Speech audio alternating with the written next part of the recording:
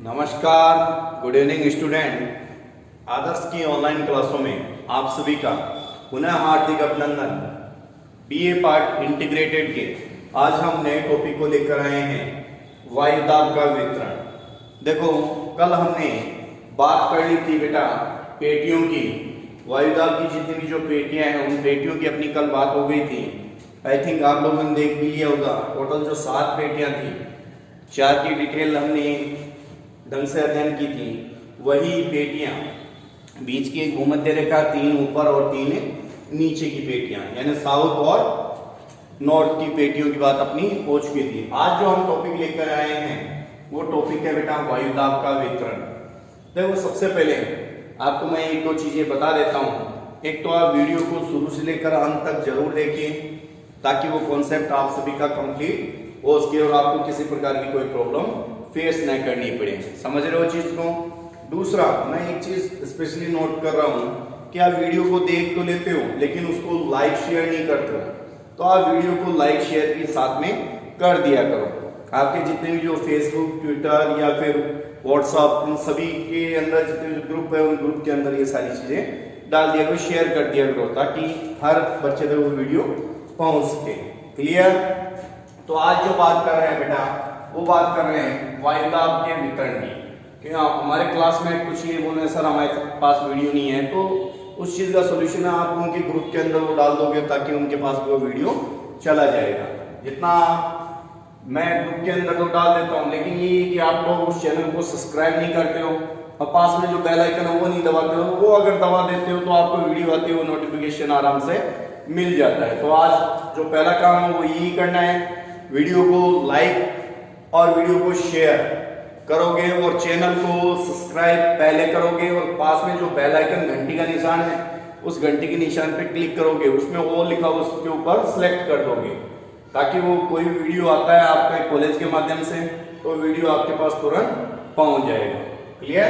तो आज बात कर रहे हैं बेटा वायुदाब के वितरण की। किसकी बात कर रहे हैं? वायुदाब के वितरण की बात कर रहे हैं।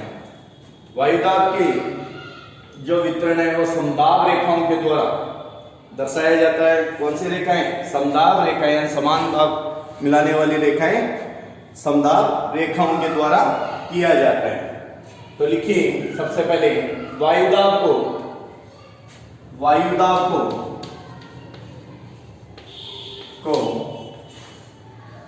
समदाब रेखाओं द्वारा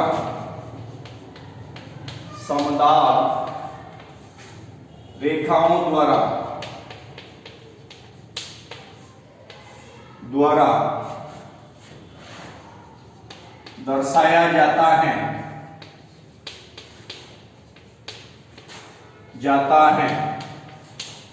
समदाब रेखा समझ गए ना? समान दाब वाले स्थान को मिलाने वाली रेखाओं को हम क्या बोलते हैं? समदाब रेखा बोलते हैं। तो वायुदाब को हम कौन सी रेखाओं के द्वारा? समदाब रेखाओं द्वारा दर्शाया जाता है। तापमान की भांति वायुदाब के लिए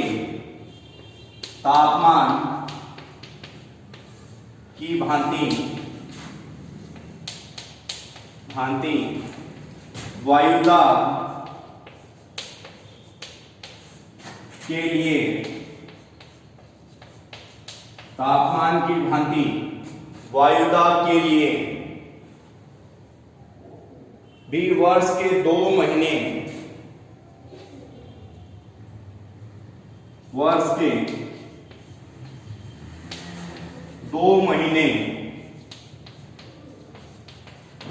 लिए जाते हैं। 2 महीने आप सभी को पता है, पहले हमने बात की थी जनवरी और जुलाई की, वो 2 मंथ इसके लिए भी हम लेते हैं। क्लियर? कितना नोट कीजिए पहले, 2 मंथ के द्वारा ही वायुदाब का वितरण दर्शाया जाता है। तो सबसे पहले हम जनवरी में वायुदाब की स्थिति के बारे में बात कर लेते हैं। जनवरी में वायुदाब की स्थिति किसकी बात करते हैं? जनवरी में वायुदाब की स्थिति के बारे में। सबसे पहले लिखिए जनवरी में में वायुदाब की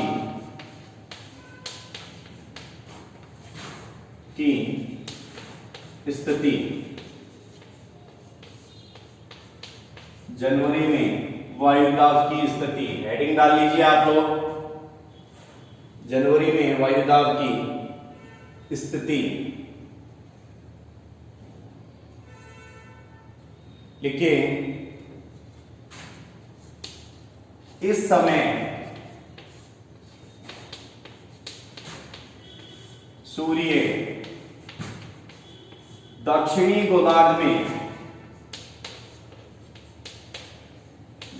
गोलार्ध में कौन सी रेखा पर? मकर रेखा पर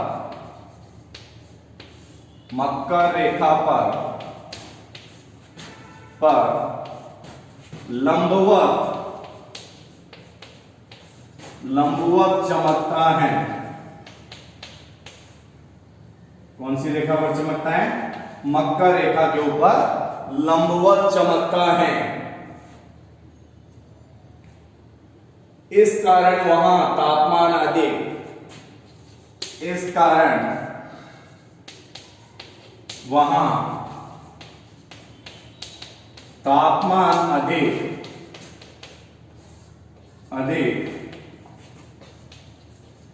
व वायुदाब निम्न पाया जाता है।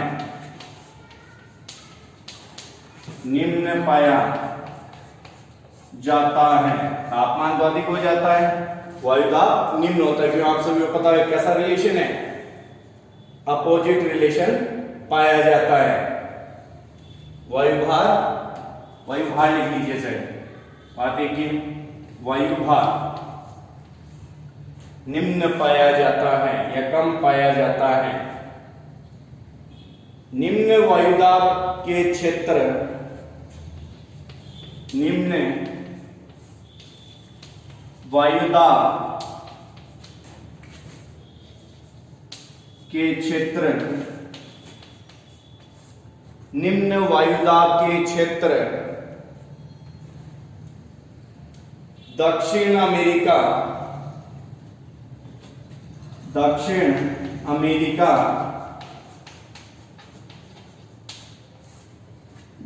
अफ्रीका, दक्षिण अमेरिका, दक्षिण अफ्रीका तथा ऑस्ट्रेलिया के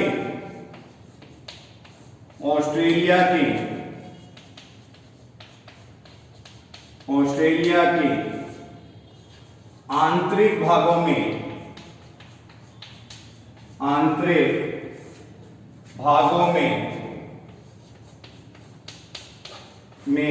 पाया जाता है। आंतरिक भागों में पाया जाता है। नोट कीजिए इसको, आंतरिक भागों में पाया जाता है। ऊपर की हेडिंग में आपको रिमूव कर देता हूं, नोट करी होगी आप लोगों ने, ताकि जनवरी की पूरी स्थिति की बात अपनी हो जाए। आगे लिखिए, उत्तरी गोलार्ध पूर्णतः, उत्तरी गोलार्ध पूर्णतः विकसित, उत्तरी गोलार्ध पूर्णतः विकसित उपोषण उच्च वायुदाब क्षेत्र, उपोषण उच्च वायुदाब क्षेत्र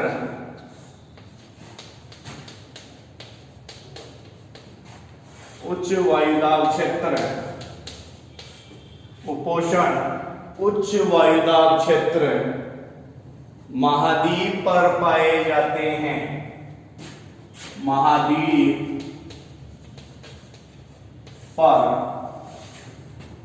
पर पाए जाते हैं।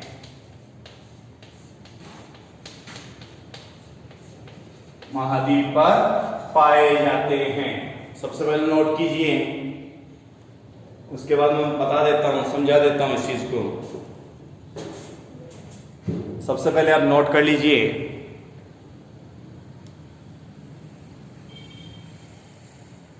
ताकि किसी प्रकार की कोई प्रॉब्लम आपको न हो।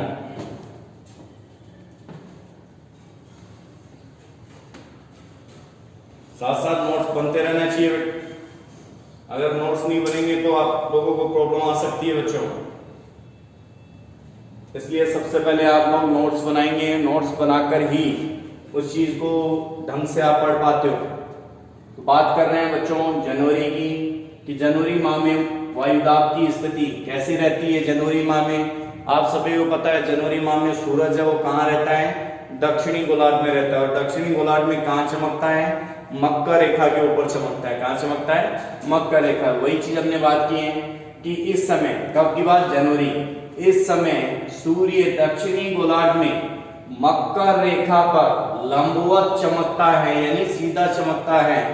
इस कारण वहां तापमान अधिक, तापमान ऑटोमेटिक क्या हो जाएगा कि भाई जब सूरज ही सीधा गिरता है, सूरज की किरणें ही सीधी गिरती है, तो तापमान ऑटोमेटिक क्या हो जाता है, अधिक हो जाता है।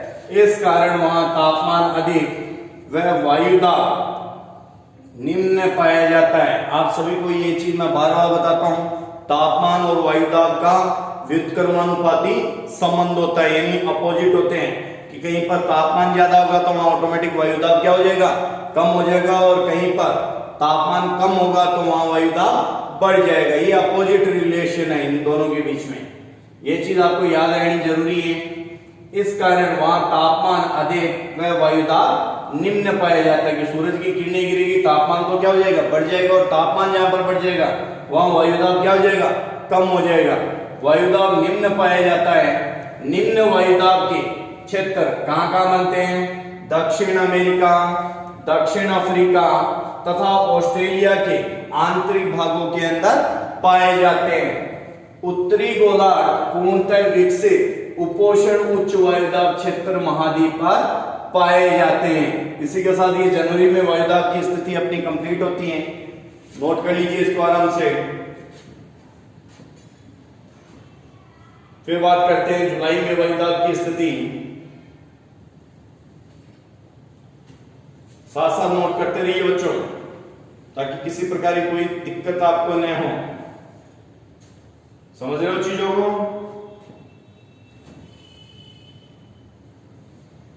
हो गए नोट? रफ कर दो।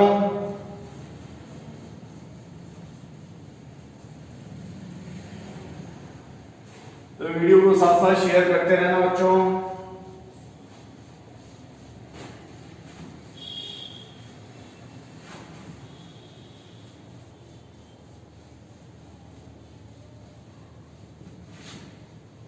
वीडियो को लाइक जरूर कीजिए, लाइक किए बिना कहीं भी नहीं जाना है। वीडियो को लाइक जरूर करोगे। नेक्स्ट लिखिए, जुलाई में वायुदाब की स्थिति। जुलाई में वायुदाब की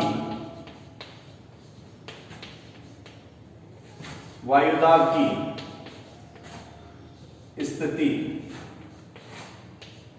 जुलाई में वायुदाब की स्थिति, हेडिंग डाल लीजिए, जुलाई में वायुदाब की स्थिति। सेम अपोजिट देखिए, जुलाई में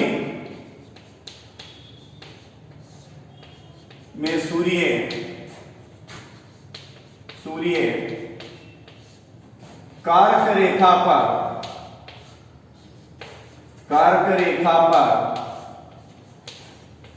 सीधा चमकता है। कर्क रेखा पर सीधा चमकता है। कहां चमकता है, कर्क रेखा के ऊपर सीधा चमकता है। यह किसका,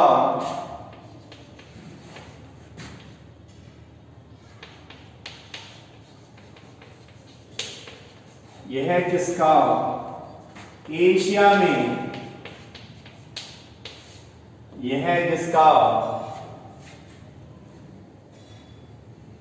एशिया में सर्वाधिक होता है, एशिया में सर्वाधिक होता है। कहां होता है? एशिया के अंदर सर्वाधिक होता है।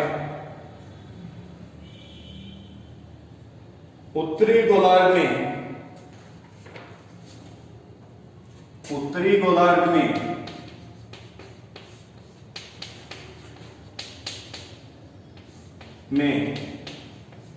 स्थल के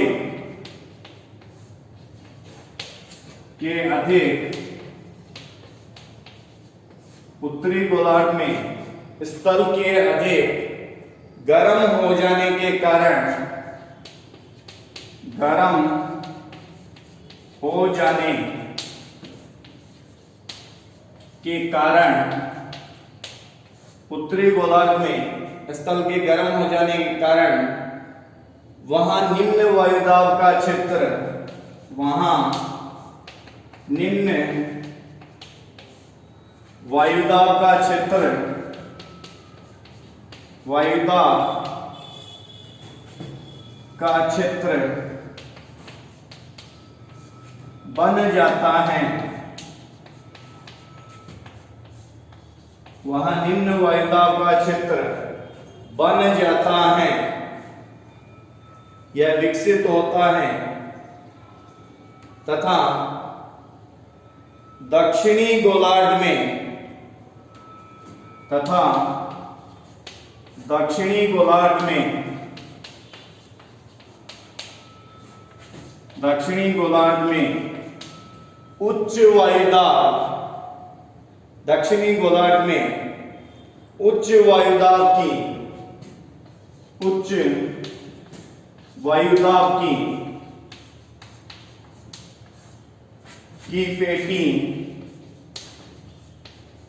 पेटी विकसित होती हैं, पेटी विकसित होती हैं। नोट कीजिए इसको।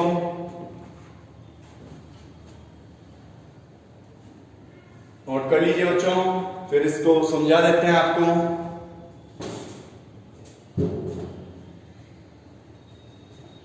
जुलाई में वायुदाब की स्थिति,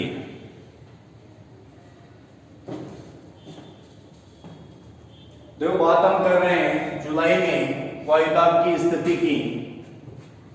जैसे जनवरी के अंदर आप सभी को पता है कहां था सूर्य, मकर रेखा के ऊपर, तो जुलाई के अंदर वो कहां जाता है? जुलाई में सूर्य कारक रेखा, कहां जाता है? कारक रेखा पर सीधा चमकता है। यह किसका? एशिया में सबसे ज्यादा होता है। कहां होता है? एशिया महाद्वीप में। उत्तरी गोलार्ध में स्थल के अधिक गर्म हो जाने के कारण वहां निम्न वायुदाब, ज्यादा गर्म होने के कारण वहां पर क्या हो जाता है?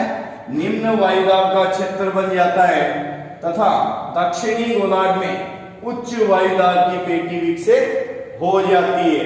तो इसके अपोजिट डायरेक्शन है उत्तरी गोलार्ध और दक्षिणी गोलार्ध। तो दक्षिणी गोलार्ध में जो उत्तरी गोलार्ध में होगा उसका अपोजिट किसमें होगा? दक्षिणी गोलार्ध में होगा। क्लियर? नोट कीजिए। उसके बाद वायुदाब की पेटियों का ऋतुवत परिवर्तन के बारे में बात कर लेते हैं। हो गए नोट?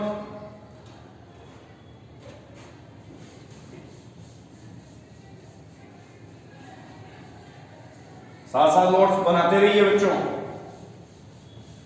नोट्स नहीं बनाओगे तो दिक्कत आएगी ये चीज। साथ साथ नोट्स बनाते रहिए।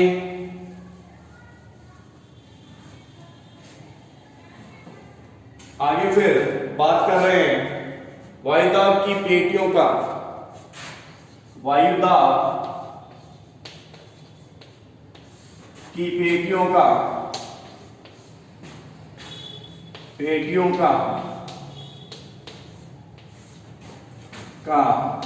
ऋतुवत परिवर्तन, ऋतुवत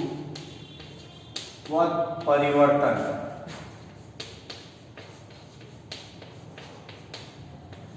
पेटियों का ऋतुवत परिवर्तन की बात कर रहे हैं। ऋतु के अनुसार जो परिवर्तन आता है उस चीज के बारे में बात कर रहे हैं।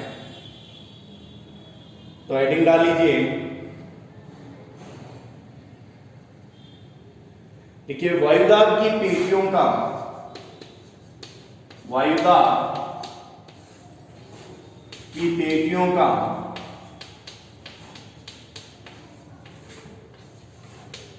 वायुदाब की पेटियों का उपयुक्त वितरण,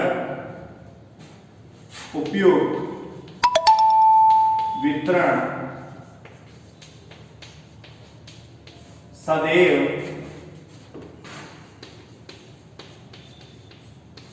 एक सा नहीं रहता है, एक सा नहीं रहता है। सूर्य के उत्तरायण व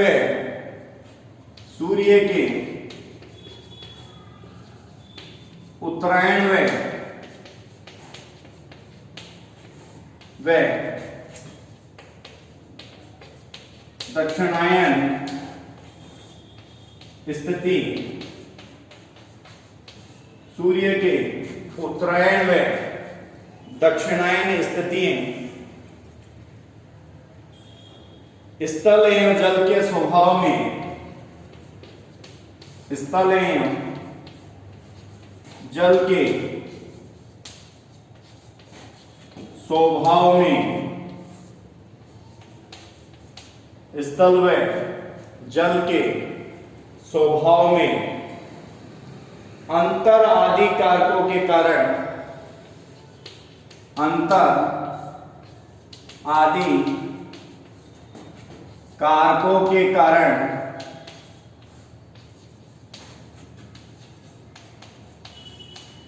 अंतर आदि कारकों के कारण वायुदाब में दैनिक व वायुदाब में दैनिक व वार्षिक परिवर्तन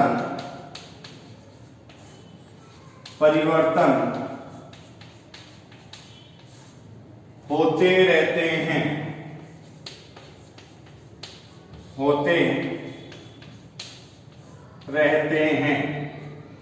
वार्षिक परिवर्तन होते रहते हैं। सबसे पहले इस चीज को नोट कर लेना और समझ लेना कि वायुदाब की जो पेटी है उनका उपयुक्त वितरण एक समान नहीं रहता है।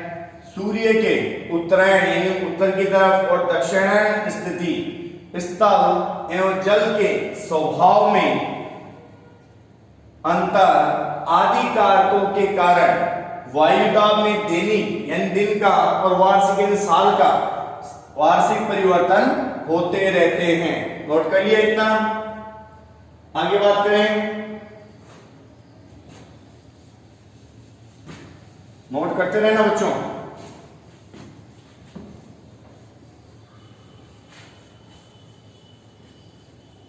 वार्षिक और दैनिक परिवर्तन होते रहते हैं। आगे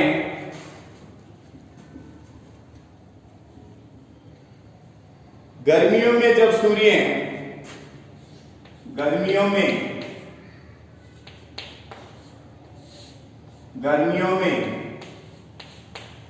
जब सूर्य गर्मियों में जब सूर्य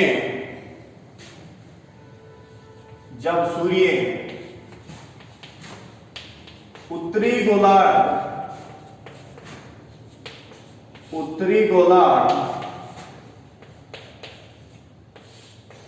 गर्मियों में जब सूर्य उत्तरी गोलार्ध में होता है, उत्तरी गोलार्ध में होता है तो ये पेटियां तो ये पेटियां औसत से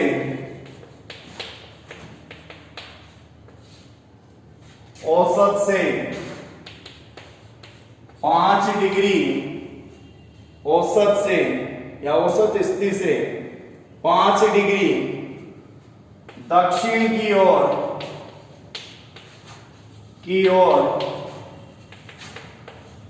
खिसक जाती हैं,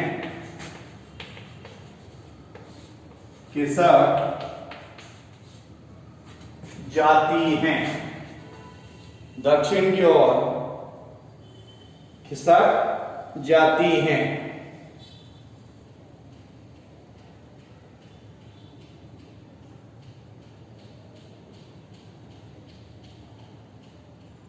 क्लियर?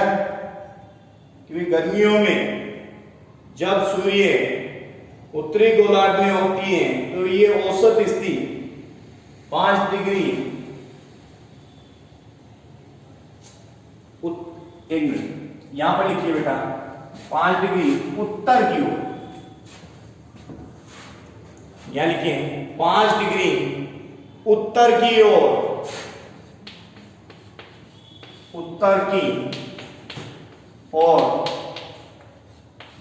एवं सर्दियों में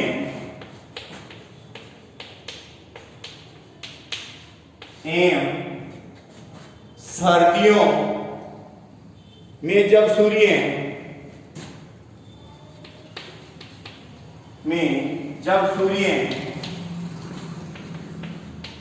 दक्षिणी गोलार्ध की तरफ, सर्दियों में जब सूर्य दक्षिणी गोलार्ध में सीधा चमकता है की ओर सीधा चमकता है, तो ये पेटियां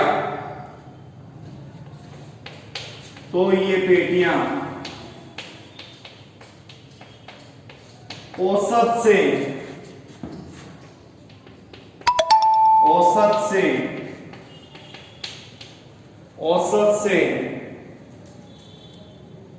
5 डिग्री दक्षिण की तरफ खिसक जाती हैं,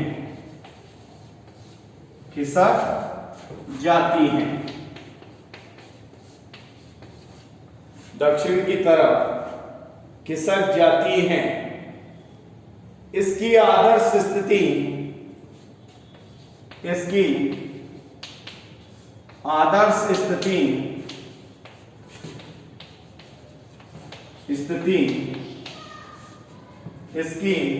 आदर्श स्थिति 21 मार्च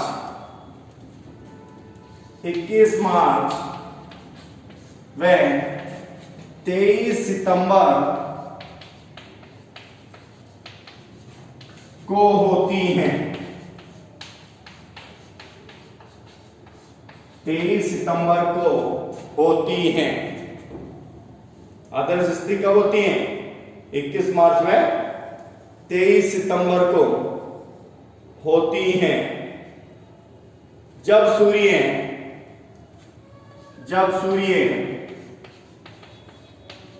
विषुवत रेखा पर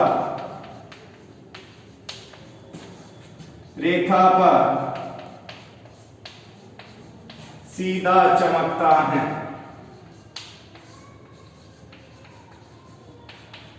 विषुवत रेखा पर सीधा चमकता है। तो इस चीज को समझ लीजिए आगे कि गर्मियों में जब सूर्य उत्तरी गोलार्ध में होता है तो ये पेटियां औसत से 5 डिग्री उत्तर की ओर एवं सर्दियों में जब सूर्य दक्षिणी गोलार्ध में होता है और सीधा चमकता है तो ये पेटियां 5 डिग्री दक्षिण की तरफ खिसक जाती हैं और इसकी जो आदर्श स्थिति है वो 21 मार्च और 23 सितंबर को होती हैं। जब सूर्य कहां चमकता रहता है? विषुवत रेखा यानी भूमध्य रेखा यानी इक्वेटर के ऊपर सीधा चमकता, उस टाइम इसकी आदर्श स्थिति होती है। नोट कर लीजिए इसको।